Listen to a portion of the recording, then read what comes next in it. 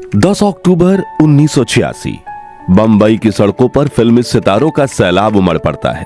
वही सितारे जो अपनी फिल्मों से दर्शकों को मनोरंजित करते थे, आज उनके चेहरे पर गुस्से की लहर थी। सुनील दत्त, राजेश खन्ना, दिलीप कुमार, राज कपूर, दारा सिंह, देवानंद, मिथुन चक्रवर्ती, धर्मेंद्र और बॉलीवुड के शहंशाह अमिताभ बच्चन, ये वो नाम थे जिनकी मौजूदगी में अपने आप में किसी फिल्म से कम नहीं लगता था समा।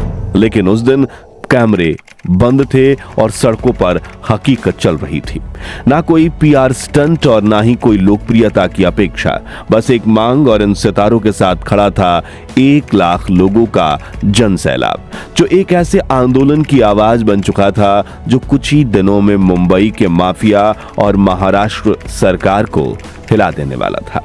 मेरे नौजवान साथियों, आज हम आपको वो बात समझाने आए हैं। अभी हम बेवकूफ हैं कि वो सही है, इसका फैसला आपके हाथों में है। मगर ऐसा तो क्या हुआ कि इन बॉलीवुड सुपरस्टार्स को एक साथ सड़क पर उतरना पड़ा? क्यों मिथुन दा को इस आंदोलन की आवाज कहा जाता है? कैसे उन्होंने लाखों लोगों समेत खुद बाला साहब ठाकरे को भी सरकार के खिलाफ खड़ा कर दिया था? और सरकार ने ऐसा तो क्या किया था कि हजारों करोड़ की इंडस्ट्री बंद होने के कगार पर पहुंच चुकी थी? जानने के लिए बने रहिए इस वीडियो के अंत तक, क्योंकि आज हम आपको सुनाने जा रहे हैं बॉलीवुड की सबसे ऐतिहासिक लड़ाई की कहानी। साल था 1986, बॉलीवुड का सबसे सुनहरा दौर, जब फिल्मों की लाइनें लगी रहती थी, थिएटरों के बाहर भीड़ उमड़ती थी और सितारों की दीवानगी आसमान छू रही थी। एक फिल्म रिलीज होती तो अगले दिन अखबारों में उसकी हेडलाइन होती, हाउसफुल, ब्लॉकबस्टर, रिकॉर्ड तोड़ कलेक्शन। लेकिन पर्दे के पीछे की हकीकत कुछ और थी। जिस इंडस्ट्री ने लाखों लोगों को रोजगार दिया था, उसी इंडस्ट्री के रगों में धीरे धीरे सरकारी नीतियों और पायरेसी का जहर फैलने लगा था। हर हिट फिल्म के साथ करोड़ों रुपए का नुकसान हो रहा था, क्योंकि फिल्म थिएटर में लगने से पहले ही उसकी पायरेटेड कॉपी ब्लैक मार्केट में बिक जाती थी। लोग गलियों में बैठकर वही फिल्म वीसीआर पर देख रहे होते और प्रोड्यूसर सिर्फ अपने नुकसान की गिनती कर रहे थे। फिल्में चल रही थीं लेकिन पैसा गायब था। ऊपर से सरकार की नीतियां उस आग में घी डाल रही थीं। फिल्म पर सर्विस टैक्स लागू कर दिया गया, वो सीधा 177% तक। यानी अगर कोई निर्माता 1 करोड़ की फिल्म लगाता है तो सरकार पहले ही 1,77,00,000 रुपए तक मांग लेती थी। ऊपर से 4% सेल टैक्स अलग। ये टैक्स सिर्फ एक्टर्स या डायरेक्टर्स पर नहीं था, बल्कि उन कैमरा उठाने वालों, लाइन टांगने वालों, मेकअप करने वालों और सेट पर मेहनत करने वाले हर मजदूर पर भी बड़ा बोझ बनकर गिरा, जो अपनी 2 वक्त की रोजी रोटी के लिए फिल्म सिटी पर निर्भर थे। देखते ही देखते फिल्में बनाना एक घाटे का सौदा बन गया। इंडस्ट्री के गलियारों में बस एक ही सवाल गूंजने लगा, क्या सरकार हमें खत्म करना चाहती है? प्रोड्यूसर्स के पास कोई रास्ता नहीं बचा था। उन्होंने सरकार से मिलना चाहा, फाइलें भेजी, आंकड़े दिखाएं, लेकिन जवाब मिला, बस हम देख रहे हैं। वो देखना इतना लंबा खिंच गया कि इंडस्ट्री के सब्र के बांध टूट गए और फिर जुहू के एक होटल में बुलाई गई एक मीटिंग ने बॉलीवुड की तकदीर बदल दी। उस मीटिंग में ना कोई कैमरा था, ना कोई स्क्रिप्ट, वहां सिर्फ सिनेमा को बचाने की लड़ाई की तैयारी थी। राज कपूर, यश चोपड़ा, रमेश सिप्पी, सुभाष घई, वो सब जो अब तक सिनेमा को सपनों की दुनिया में ले गए थे, अब वही सिनेमा को हकीकत में बचाने की रणनीति बना रहे थे। और वहां एक बात तय हुई, अब वक्त है पर्दे से उतरकर सड़कों पर आने का। अब वक्त है अपनी आवाज उठाने का। 27 फरवरी 1986 की सुबह हिंदी फिल्म इंडस्ट्री के बड़े सितारों और निर्माताओं ने शुरू किया अपना पहला प्रोटेस्ट। कई सितारे बंबई की सड़कों पर उतर आए। फिल्म का प्रोडक्शन आधे में ही बंद कर दिया गया और 1350 सिनेमा घर शट डाउन हो गए। लेकिन सत्ता में बैठी कांग्रेस सरकार ने सोचा कि ये सितारे हैं, कुछ फोटो निकलवा कर चले जाएंगे।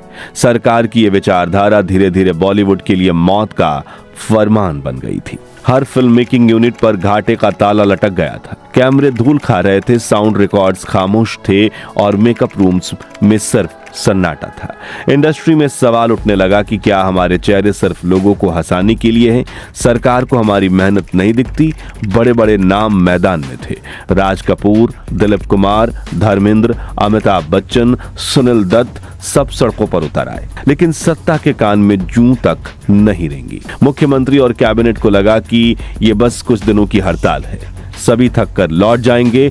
मीडिया को ये मजाक लग रहा था। वो हेडलाइंस दे रहे थे बॉलीवुड ऑन द स्ट्रीट्स, मगर इस बार समस्या वाकई गहरी थी। पहले कुछ दिन, फिर महीने बीत गए। इंडस्ट्री का काम रुका ही पड़ा रहा, लेकिन सरकार अब भी मौन थी। और जब हर तरह से दरवाजे बंद होने लगे, तभी कहानी में वो मोड़ आया जिसने इस आंदोलन को ऐतिहासिक बना दिया। सुबह का वक्त था। अंधेरी वेस्ट के एक बंगले के बाहर एक कार रुकी।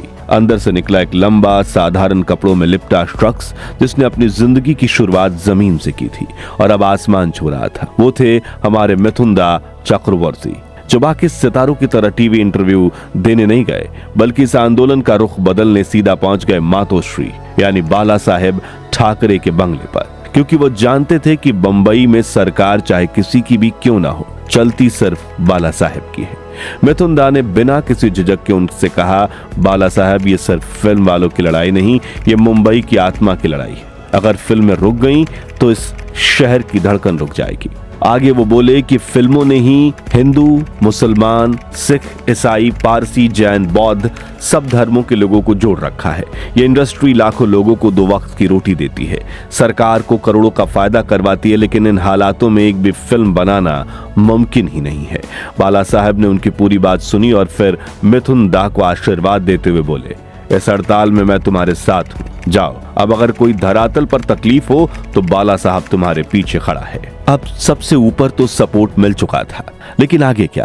तब मिथुन दा के दिमाग में घंटी बजी और वो सीधा पहुंच गए फिल्म इंडस्ट्री के union, technician, lightman, spot boy और सेट पर काम करने वाले मजदूरों के पास और भारी आवाज में बोले, दोस्तों, ये सिर्फ स्टार ही नहीं, तुम्हारी भी लड़ाई है। अगर सिनेमा रुका तो फिर अपने घर कैसे चलाओगे? अपने बच्चों को कैसे पढ़ाओगे? क्या उन्हें भूखे सुलाओगे? मिथुन दा की बातों में वो दर्द और गहराई थी जो वो आम लोगों के लिए महसूस करते थे। और बस फिर क्या था, फिल्म सिटी के काम करने वाले लाखों लोग इस हड़ताल का हिस्सा बन गए। अब ये सिर्फ एक फिल्म इंडस्ट्री स्ट्राइक नहीं थी, ये एक आंदोलन बन चुका था। मुंबई की सड़कों पर करीब 1 लाख लोग थे।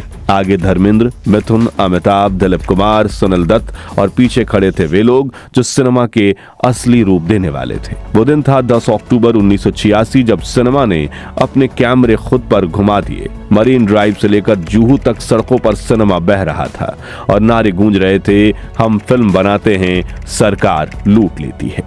जो स्टार कभी मनोरंजन चेहरा था, अब वह समाज के जिम्मेदार नागरिक की तरह अपील कर रहा था। हाथों में कोई बंदूक नहीं थी, सिर्फ एक पोस्टर था जिस पर लिखा था, हम कलाकार हैं, आतंकवादी नहीं।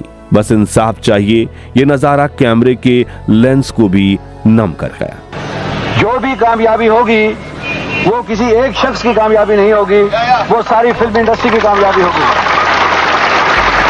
कई सितारों ने मंच पर आकर आवाज उठाई, तुमने मशीनें इंपोर्ट की हैं, तुमने टेक्नोलॉजी इंपोर्ट की है, तुमने कंप्यूटराइजेशन एक्सपोर्ट किया है, लेकिन तुम कल्चर हरगिज इंपोर्ट नहीं कर सकते। इस आंदोलन की चर्चा पूरे विश्व भर में होने लगी और मीडिया ने भी इसे गंभीरता से लेते हुए सितारों की आवाज को पूरे देश तक पहुंचा दिया।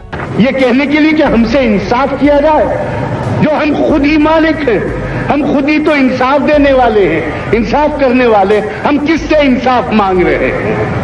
अपने आप से इंसाफ मांग रहे हैं।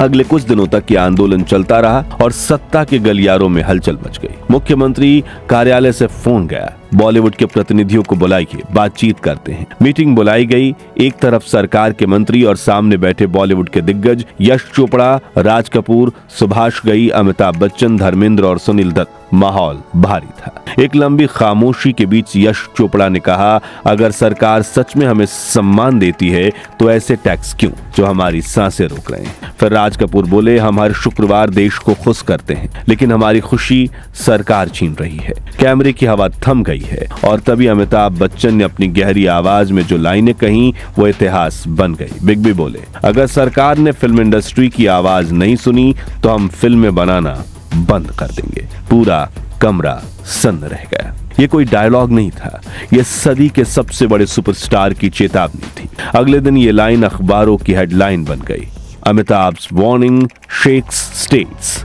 और सच में राज्य हिल गया। 3 दिन के भीतर मुख्यमंत्री ने दोबारा मीटिंग बुलाई। इस बार माहौल अलग था, सरकार सुनने को तैयार थी। सामने मुख्यमंत्री बैठे थे और सामने वो चेहरे जिन पर जनता का भरोसा था। मीटिंग लंबी चली, फाइलें खोली गईं, आंकड़े रखे गए। लिखा था हर साल करीब 200 करोड़ पायरेसी में जा रहे हैं और सरकार सिर्फ टैक्स बढ़ा रही है। सरकार को पहली बार एहसास हुआ कि ये सिर्फ पैसे की लड़ाई नहीं, ये इंडस्ट्री के सम्मान की, अस्तित्व की और देश के सांस्कृतिक पहचान की लड़ाई है। और फिर मुख्यमंत्री ने वो लाइन कही जिसने सबका गुस्सा ठंडा कर दिया।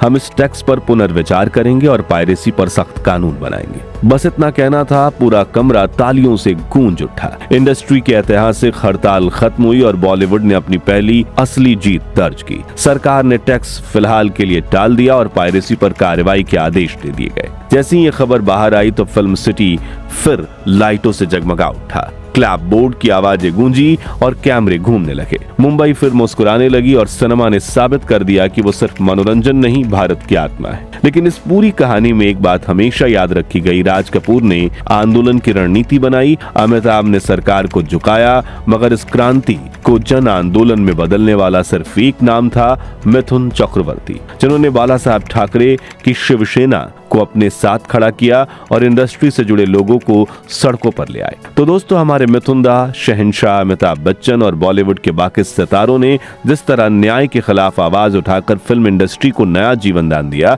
उसे लेकर आपकी राय क्या है? क्या बॉलीवुड उस वक्त आवाज नहीं उठाता तो आज इंडियन फिल्म इंडस्ट्री खत्म हो चुकी होती? और आपके पसंदीदा रेट्रो सुपरस्टार कौन है? कमेंट्स में बताइए। उम्मीद है आपको हमारी ये पेशकश पसंद आई होगी। अगर हाँ, तो वीडियो को लाइक और शेयर करके 11,111 लाइक्स जरूर करवा दीजिए और ऐसे ही अनसुने अनकहे किस्से कहानियों के लिए हमारे चैनल को सब्सक्राइब करके पास वाली घंटी जरूर बजा दीजिए। मिलते हैं अगली वीडियो में। धन्यवाद।